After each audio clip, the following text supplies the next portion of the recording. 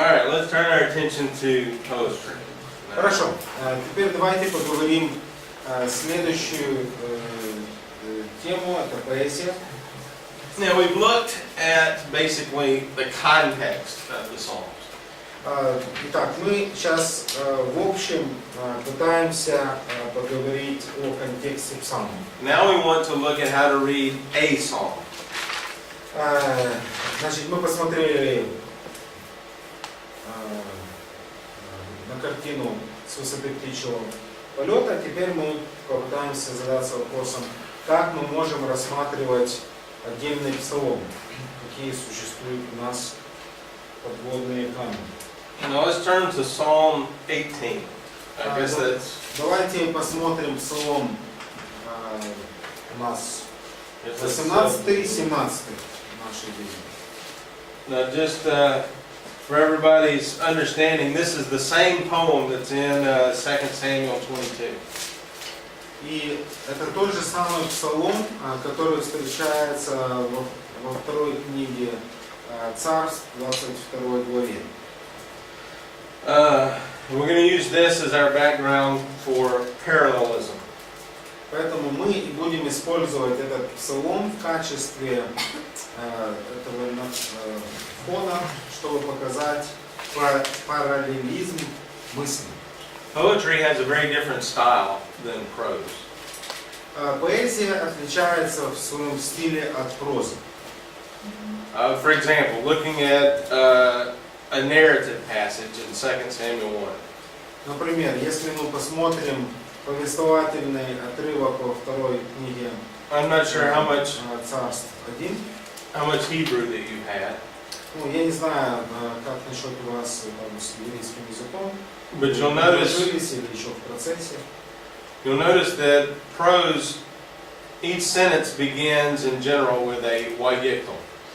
This, and you'll see it here, and here. Если вы видите в прозе, каждое предложение начинается с «бав», и у нас часто переводится в синоним, и было, и. Right, exactly. You won't see that in poetry. Но в поэзии мы не находим такого стиля, конечно, написания.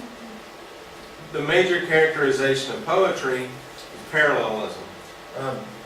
Основной характеристикой еврейской поэзии является параллелизм. And for some simplicity's sake, we're going to use 4 different types of parallelism. И, скажем так, мы упростим нашу задачу для обзора. Мы рассмотрим 4 основных типа параллелизма. And for homework due on Thursday, we'll let you do the next psalm. И в качестве домашнего задания в четверг у вас будет разобрать следующий псалом. The 14 verses of Psalm 19. 14 стихов псалма в нашей Библии 18. So I want you to identify the parallelism of each pair of lines using these 4 labels that we'll talk about today. Поэтому сегодня я вам представлю 4 вида еврейского параллелизма, а в четверг вам придется классифицировать каждый параллелизм в 18-м псалме и отнести его к тому или иному классу. Now, when you read Russian poetry, I assume nobody reads English poetry.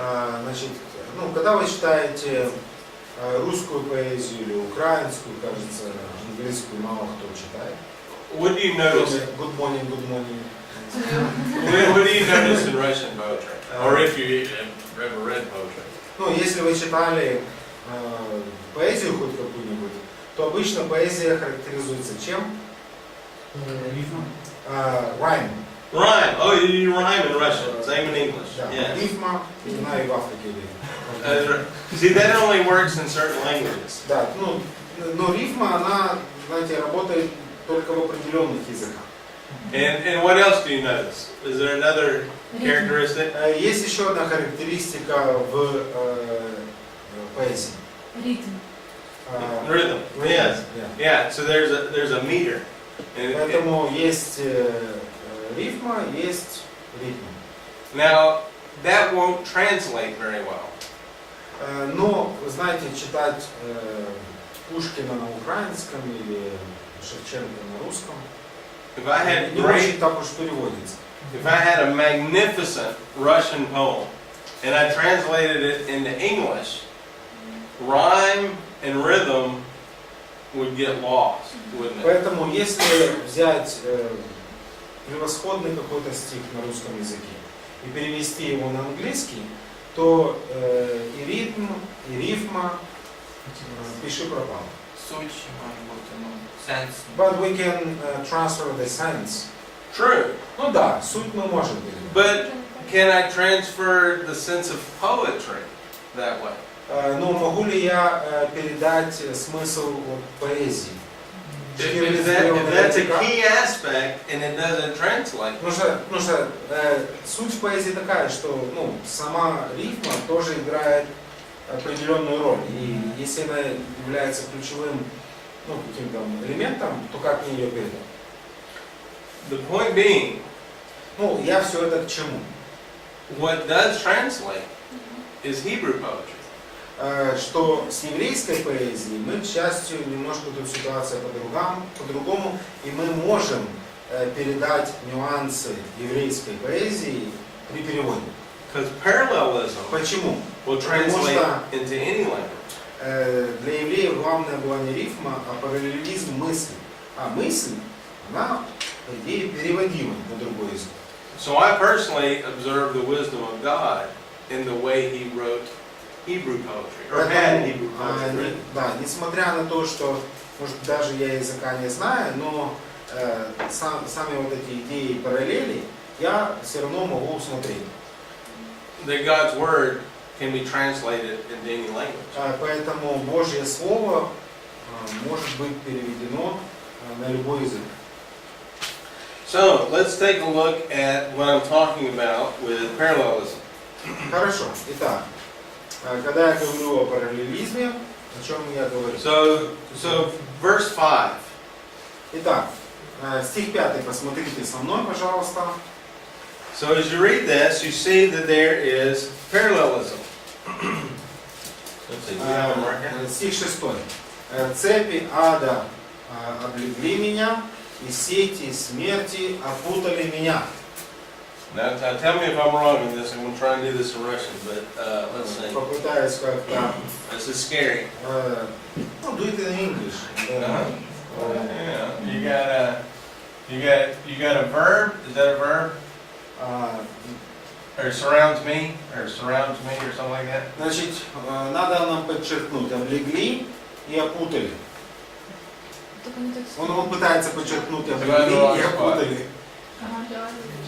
Is this the verb? И облегли и... This is the verb. I'm trying to make the nouns match. Actually, this is the verse. Oh, this one. I went 5. Right, but, Words of shield? but the numbers of the verses also. Oh, is this got Sheol in it? Yes. Oh, there it is. This is hell and this is death. Well, I'll do it in English, and you can do it over here in Russian. Нет. Поэтому мы просто подчеркиваем, я вам говорю одним цветом. Облегли и опутали, так будет нам легче. Он просто на английском делает. There we go. All right. Что нужно If сделать? you're going to do something like that in Russian. И также мы можем выделить цепи ада и сети смерти. So, Видите, но параллельно. so you have parallel. You have the subjects Итак, у нас есть подлежащее, are about the same. цепи ада и сети смерти. И у нас есть сказуемое, або присудок. Oh, yeah, there it is. Okay, I got it. I'm there. And so the objects are obviously the same. И поэтому они синонимичны. And the verbs are similar. И глаголы также схожи по значению. So these two lines basically say the same thing. Поэтому два этих утверждения по сути своей говорят одно и то же. So the parallelism relates these two statements. Поэтому, когда мы говорим о параллелизме, мы говорим о взаимоотношении двух утверждений. And the two statements basically will have the same grammar. И в данном случае эти два утверждения, они по большой части также грамматически схожи. Now, the way that relationship acts can be different. Но то, как эти два утверждения относятся друг к другу, они могут выражаться по-разному. So the first one we'll call synonymous parallelism. Поэтому первый параллелизм мы назовем синонимический параллелизм. Синоним схожий. And so this is an example of synonymous parallelism. Поэтому в данном случае стих 6 является примером синонимического параллелизма. So on the homework, that's what everybody wants to know, right? Поэтому в качестве домашнего задания You're going to write these two lines that way. If you have a computer, please just print it out on the computer. And hit your return at the end of each line so that they're lined up like this. Okay? And then you're going to put like this, and you're going to put synthetic. What's is this something like this maybe? Synthetic? Or synonymous. Is it? Поэтому вам нужно будет потом две строки объединить и написать синонимически. Yeah, just a couple letters that lets me know that's synonymous. Поэтому так, чтобы я мог понять, что это синонимический параллелизм. So basically what happens here is that the second statement reiterates what was said in the first statement. Поэтому, по сути, вторая строчка, она выражает ту же самую идею, только другими словами. And it uses similar terms. И использует похожие термины или по-нашему синонимы. Now there's always going to be a little hint of difference. I mean, to surround and to confront are different. Ну, понятно, что есть некоторые отличия, там, например, облегли, да, в смысле, типа, окружили и опутали. But the idea is the same. Но общий смысл одинаковый. Now a second type, we're going to Хорошо, call, это первый тип параллелизма, синонимический. Второй. we're going to call it synthetic parallelism. Это у нас будет синтетический. Now there's a couple of types of this, and I'm not worried about the subcategories on the homework. All of these are synthetic, we're going to talk about. Значит, говоря о синтетическом параллелизме, ученые выделяют ряд подвидов синтетического параллелизма. Но мы с вами сейчас просто в общем поговорим. Я от вас не буду требовать, чтобы вы еще, скажем... In this one, verse 3 is an example. Значит, стих 3 в английской Библии, в нашей Библии это у нас будет 4, он является примером такого параллелизма. And this is progressive parallelism. И это... This is a subset of synthetic. So this would be A, little a. Поэтому подвид синтетического параллелизма это прогрессивный, так называемый. So the second line now follows logically or chronologically. Поэтому вторая строфа или строка, она будет расширять идею или логически, или хронологически. То есть не одно и то же повторяется, а как бы развитие. So in this example, I call upon the Lord, and then I am saved.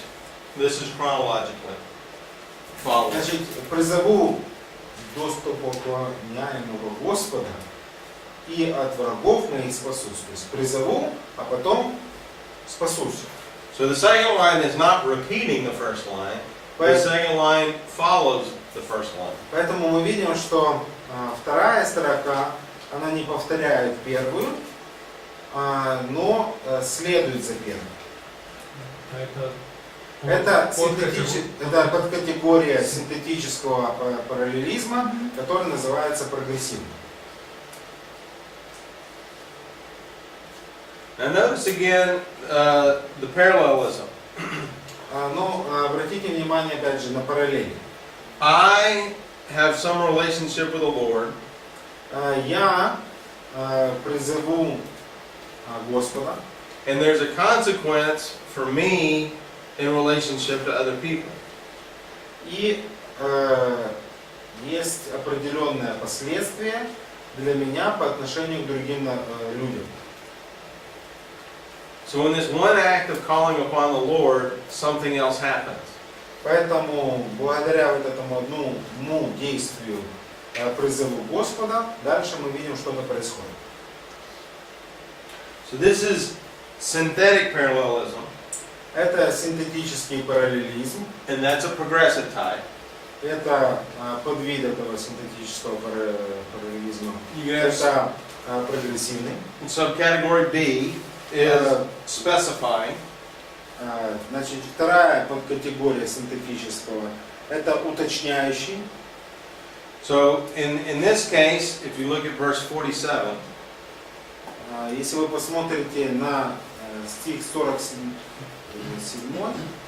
the second line may specify how the general statement is realized. 48 в нашей Библии. Вторая часть уточняет, как это произойдет. Бог, мстящий за меня и покоряющий мне народ. So the general statement is the first line. God executes vengeance for me. Поэтому первое мы видим утверждение Бог, мстящий за меня. And the second line answers how he does it. И как он мстит, он покоряет мне народ. So the second line becomes specific. Поэтому вторая часть, она является более конкретной, уточняющей. So it's not synonymous, they're not the same thing. Поэтому это не синоним, это не одно и то же. There's a development. Поэтому здесь мы видим развитие. Now the third and last one of the synthetic И третья подкатегория синтетического параллелизма is complementary. дополняющий. Verse 21 is an example of this. Стих 22, он является примером этого. 22 стих. Дополняющий. Да, дополняющий. Let's see, wait a second.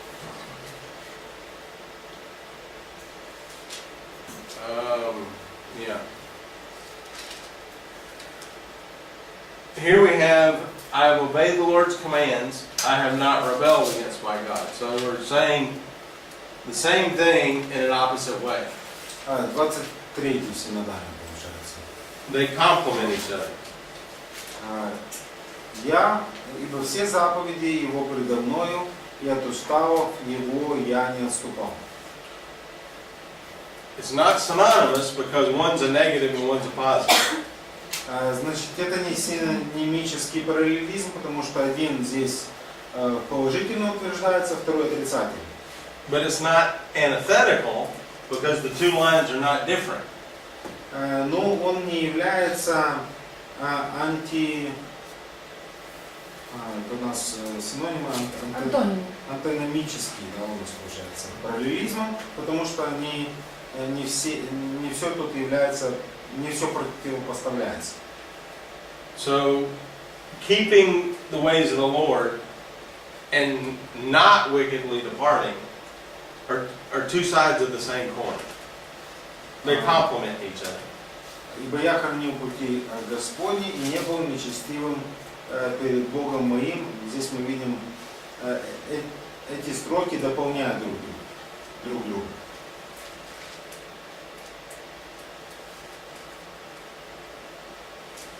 — 22 тоже, да? Да, он 22 читал. Я 2 раза добавил по единице. So any of those categories then go under synthetic. Поэтому любая из этих подкатегорий, ее можно назвать синтетический параллелизм. That second line just simply develops the first line. Ну, здесь в третьем варианте, под категорией, мы видим вторая строка, она дает дополнение развития веры. Now the third major type is antithetical.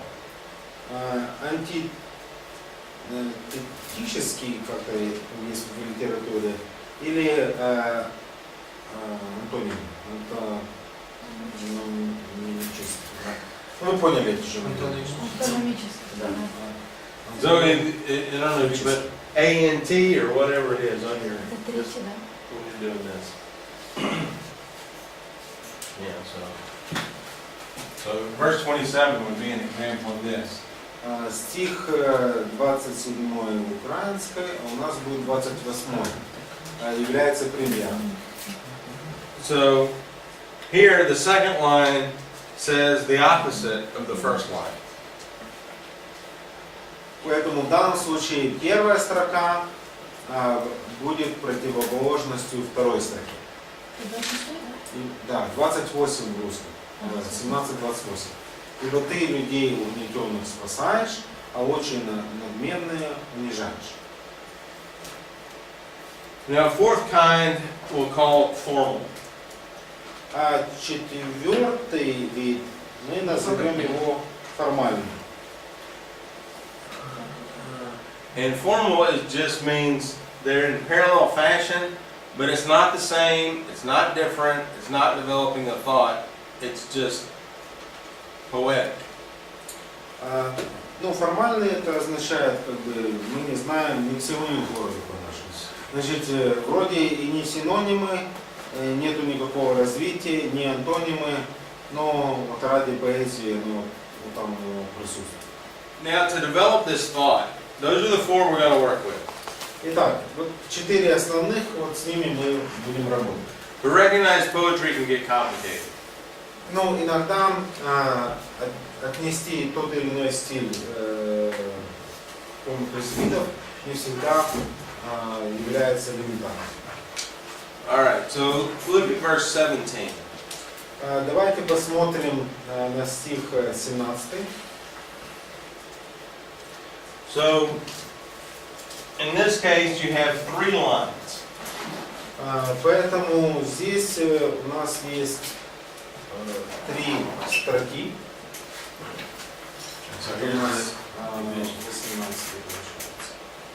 But you'll notice the parallelism from the grammar. Но параллелизм мы усматриваем из грамматики. And so he delivered me from my strong enemy and from Избавил those who меня hate me. от врага моего сильного и от ненавидящих меня. And so this would be synonymous.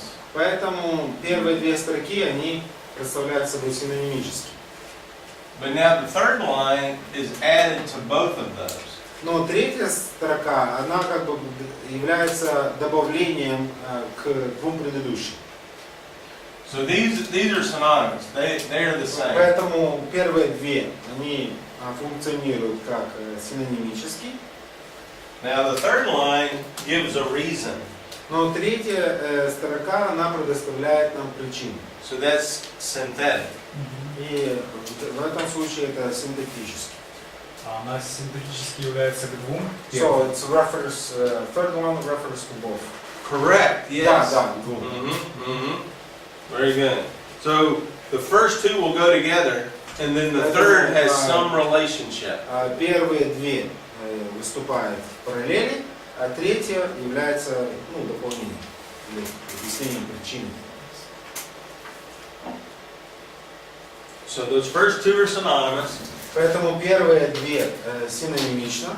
And the third line then gives an explanation. It adds to the И thought. в 3-й строке дается пояснение. And I don't think you have anything more than 3 lines in the next psalm, which is the homework. И в следующем псалме там вы найдете. So that's what I want you to do is to have 4 different labels. Поэтому что я хочу, чтобы вы сделали? У вас должен быть текст отрывка. I mean, I'm not sure Put it in Russian for sure. Напишите на русском, чтобы можно было понять. But, Синонимы, синтетика. yeah, but just have some notations. Just 4 different notations. Тономический и формальный. Поэтому 4 разных обозначения. And redo the poem, which is going to be И Psalm, потом пройдитесь по псалму. this psalm right here, Вот этот 14 псалом, verses. 18, 14 стихов. If you have a computer, that's the best way to do it, is to just hit the return for each line and separate each line. Поэтому просто текст Word бросили, Enter на каждую строку. Some have 2 lines, some have 3. Некоторые стихи имеют 2 строки, некоторые 3. So I want you to see the grammatical parallelism. Поэтому я хочу, чтобы вы видели вот этот грамматический параллелизм. And then out to the side, put a little bracket, and then put one of these there. Скобочку или птичку вот эту поставили и написали, что вы считаете. And if you have 3 lines, give me a label, and then give me a third label here. Поэтому если там 3 строки, например, 2 выделили такой-то, 2 плюс еще одна, это такой. And that'll give you time to ask questions tomorrow, and then turn it in Thursday. И это у вас будет время, и в четверг мы Let's продолжим. look at this one here in verse 30. Например, стих 30, посмотрите. Стих 30 в украинский, 31 в русском. So these 2 right here, Вот эти два утверждения you may call them synonymous, мы можем назвать синонимически, or you may call this complementary. другие мы можем назвать дополняющие. His way is blameless, and his word is tried. Is that exactly the same thing? Could be. Значит, его путь непорочен. Or does this say something similar in a different way? Then it would be complementary. And so there's room to go either way. И чисто слово его, поэтому могут они там дополнять друг друга, или же наблюдается прогресс. Не всегда можно сказать однозначно. В данном случае это, скажем так, можно и так сказать, можно и не можно, да? Now, when you add the third one here, Но когда добавляется третий вариант, now that's synthetic, это синтетический.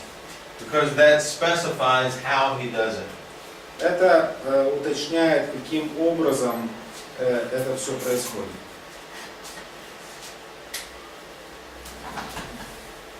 So the idea here is to engage the poetry.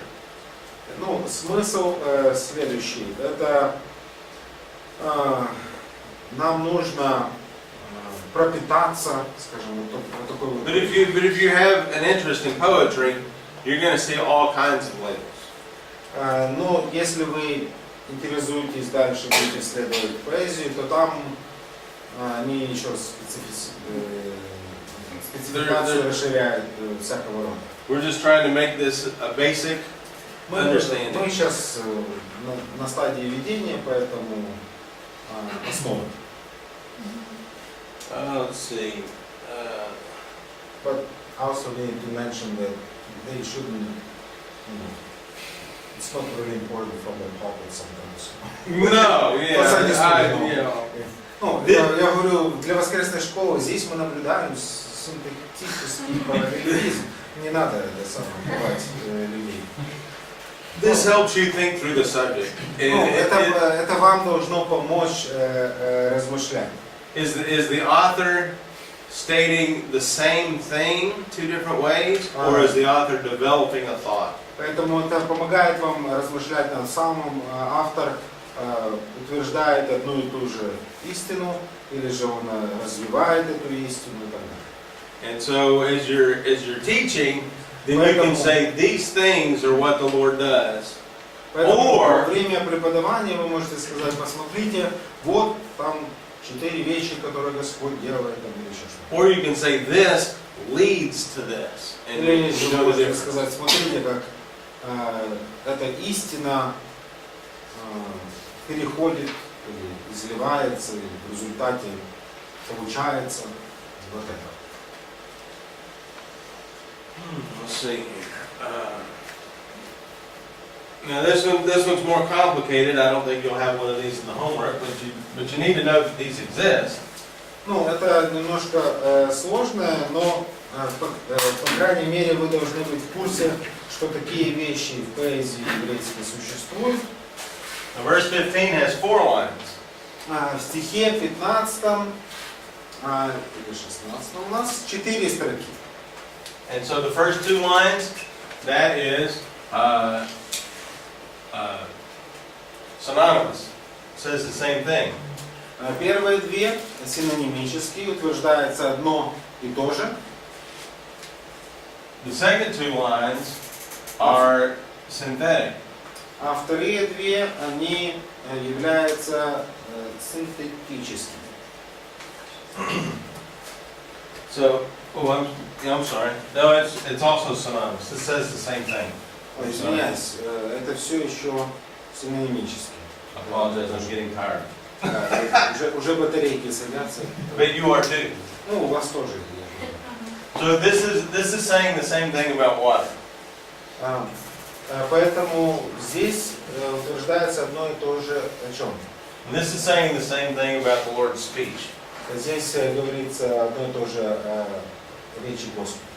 Now these two would go together, and you would call this formal.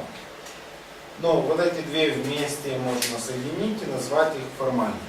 So what happens to the water and what happens to the Lord's breath, they're just formally tied together.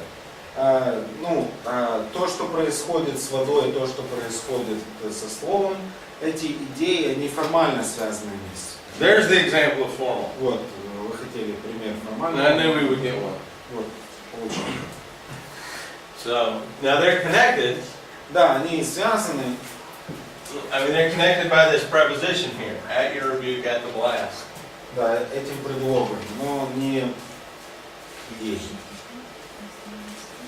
So,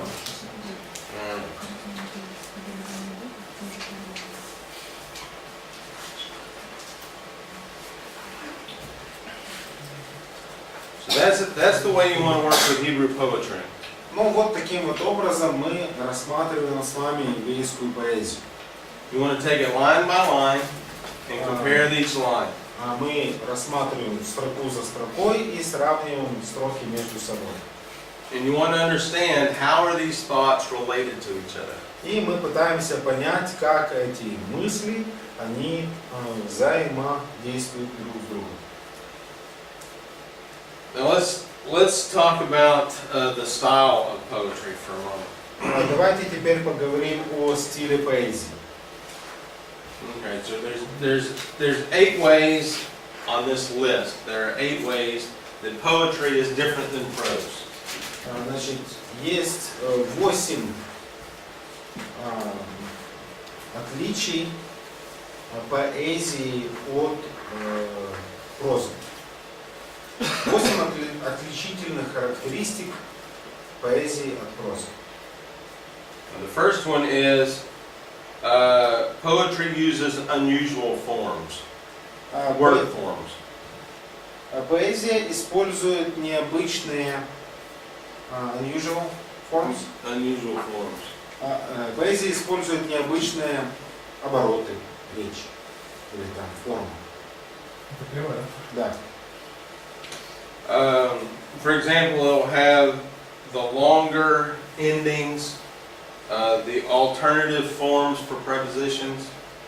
Поэтому более там длинные иногда там какие-то окончания, альтернативные формы предлогов. So if you're studying Hebrew and you get your list of prepositions, and then they have off to the side, this preposition can also be spelled that way, that's in poetry probably. Поэтому, например, вы изучаете предлоги в еврейском языке.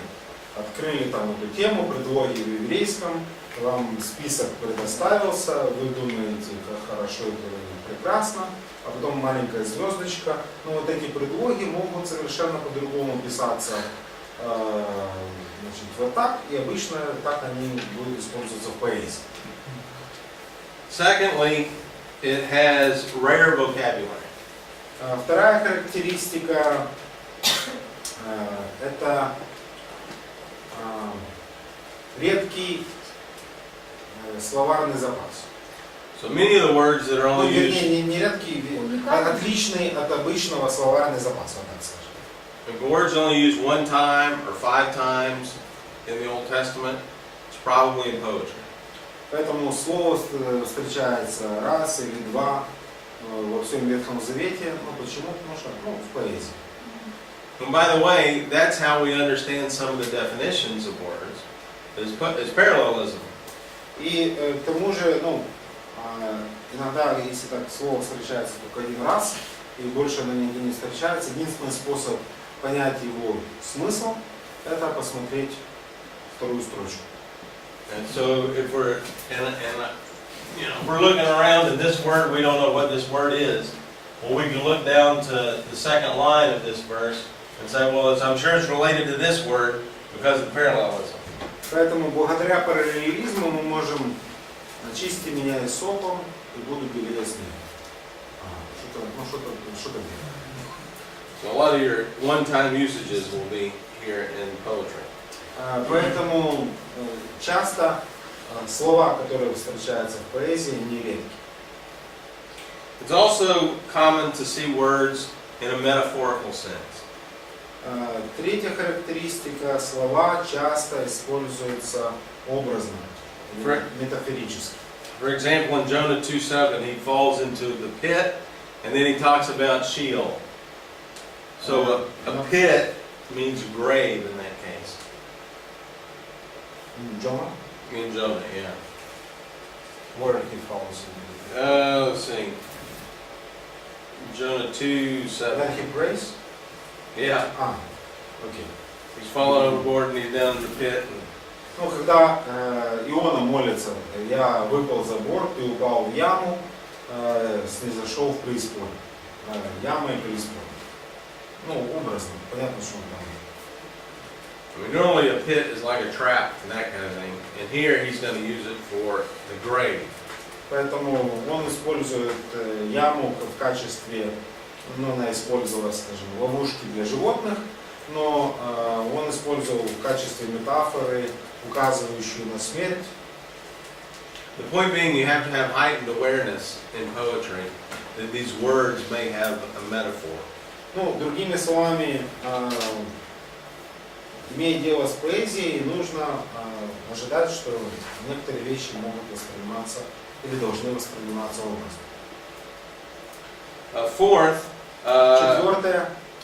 many words have archaic meanings, the ancient meanings to them. Многие слова имеют более древнее значение. And in this sense, you'll have some very old Hebrew words in poetry because you don't want to update it. Значит, часто в поэзии используются более древние слова, и они не, скажем так, обновляются. It sounds good with the old word, so you don't want to change the old word. Поэтому, из песни слов не выкинешь. Поэтому они привыкли так петь, песни поются, но уже так не говорят. Поэтому часто в поэзии более древние слова.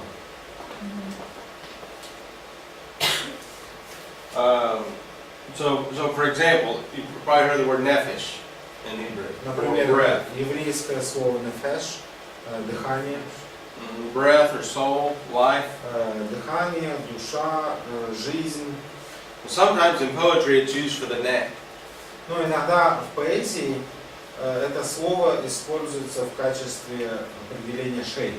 So you can see the relationship there, but that's one of the older references. Ну, понятно, что где-то там дыхание, если чуть-чуть за шею подержаться, его И душа вся излетит. Ну,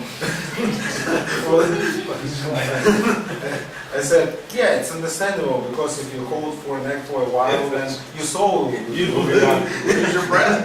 Да, ты потеряешь. Absolutely. Да, поэтому ну, есть связь. Ну, But you need to have an awareness of this when you're translating poetry. но опять же, нужно быть в курсе этих вещей, когда вы переводите поэзию.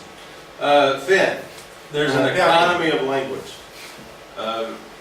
Very few words. Very, it's an economy of language. They're very economical. Значит, язык весьма скуден. Скуден мало. Лимитированный Cheap. словарь. Cheap. You know, few words. Простой. Ну, Yeah. простой. Ну, да, лимитированный, ограниченный словарь. What I'm trying to say is, the article is often not used. The direct object sign. Значит, the в отличие от обычной там прозы, там больше слов, а тут они могут ради там звучания или еще что-то опустить артикль, еще несколько слов попускать. Ну, в общем, мы, You know, reading narrative sometimes pretty easy because you see all the words there. поэтому читать повествование очень легко, там все слова в тексте, там ты должен догадаться, что. Poetry will skip a verb. Значит, в поэзии иногда забыли глагол, чтобы там и так будет понятно. Значит. Главное, чтобы звучало. And so that's the sixth is ellipsis, which is Поэтому шестая характеристика, это похоже на предыдущее, это упущение. Эллипсис — это прием в грамматике, когда слово подразумевается, но его там нет. See, you see here in verse 14, I'm not sure how the translation goes, but in English, he sent out his arrows and lightning and routed them. So he doesn't say that lightning was sent out. There's no verb related to lightning in the Hebrew. It's just, so you got to add a verb. Поэтому пустил стрелы свои и рассеял их. А множество молний, а что за множество молний? Ну, понятно, что по контексту, что он пустил множество молний и тоже рассыпал. So you just assume that the verb of the first line goes with the second line. Поэтому подразумевается, что глагол или там слово какое-то в первой строке также выступает в качестве подлежащего или сказуемого во второй строке. And just be aware of that whatever translator gave you this translation, he added the verb that he wanted to add. И тоже нужно быть в курсе. Иногда при переводе, чтобы облегчить понимание читателю, иногда переводчик добавляет некоторые глаголы, но эти глаголы не обязательно могут присутствовать в самом тексте оригинала. It may or may not be correct. Поэтому иногда, может, он угадал с глаголом, иногда Акила промахнулся. So you want to work with the Hebrew in that case. Поэтому доверяй, но проверяй и работайте с еврейским текстом. Let's see. The seventh is you won't see the wayiktal pattern of the verb as much. Say it again. The wayiktal pattern, the vav Ага. imperfect. Ага. Значит, плюс перфект. Це сьоме? How do you call that one? Ну, он показывал пример повествования, когда у нас в синодальном видно и стало, и было, и произошло. То есть это характеристика повествования, но в поэзии вав плюс перфект глагола мы не встречаем часто такой конструкции. Это как отдельно с контролем. Да. And let's see. That's it. Yeah, I explained. You already mentioned that. Yeah, I mentioned that already. Yeah, so that's there's only 7. That was it. So, not 8, 7? No, that's Хорошо. just 7. Я сказал 8, но вообще 7 характеристик. Alrighty, so just to reiterate for homework, work with Поэтому, Psalm 19, which has 14 verses, so it's for tomorrow, right? for Thursday. Поэтому на четверг вам нужно Псалом 18 разобрать по косточкам и стать профессионалами в 4 видах параллелизма. Но нам не нужно сравнивать там несколько стихов, только именно в стихе, внутри стиха, да? Типа? Да. So only verse by verse, but not several verses together. We shouldn't compare them. No, don't compare Да. two verses. All will be within a verse. Now you can. That's a good question. Ну, это хороший вопрос. Иногда бывает. Есть. And one of the things to add is you'll see stanzas compared to each other. And you can actually, two psalms back to back will be in parallel with each other. But it's more ecclesiastic structure, not the... Sometimes, and sometimes it's linear, but yes, exactly. There's a bunch of different structures. Есть и другие способы параллели, потому что иногда, параллелизм параллелизмом, иногда есть параллели между дальнейшими мыслями, но иногда еще они бывают ксиастической структуры, получается, там, первая, 8-я строка похожая, вторая, там будет 7-я, вот так вот, и в центре самое главное изюминка. At 3 o'clock on Tuesday afternoon, it might not be, but that's one of the fun things with poetry. Да, в 3 часа после обедни это может быть не так весело, но вообще это весело. Yeah, to go in and see all these comparisons, it's a lot of fun. Когда начинаешь работать, видеть, наблюдать эти сравнения, это доставляет в них веселье, а нам радость. And you'll discover a lot of things. If you really want to work with the poetry and have fun with it, you'll discover many, many things. Поэтому, когда будете работать с поэзией и наблюдать эти изменения, это приносит много радости. Питання, так все-таки на англійській мові 19 чи 18 На псалом? английский 19. На английский 19, на нашем синодальном 18. Небеса проповедуют славу Божию, дела круглого ответ. So tomorrow we'll actually work through a couple of psalms. We'll do Psalm 1 and Psalm 2. Поэтому завтра мы поработаем над парочкой псалмов. Псалом 1 и Псалом 2.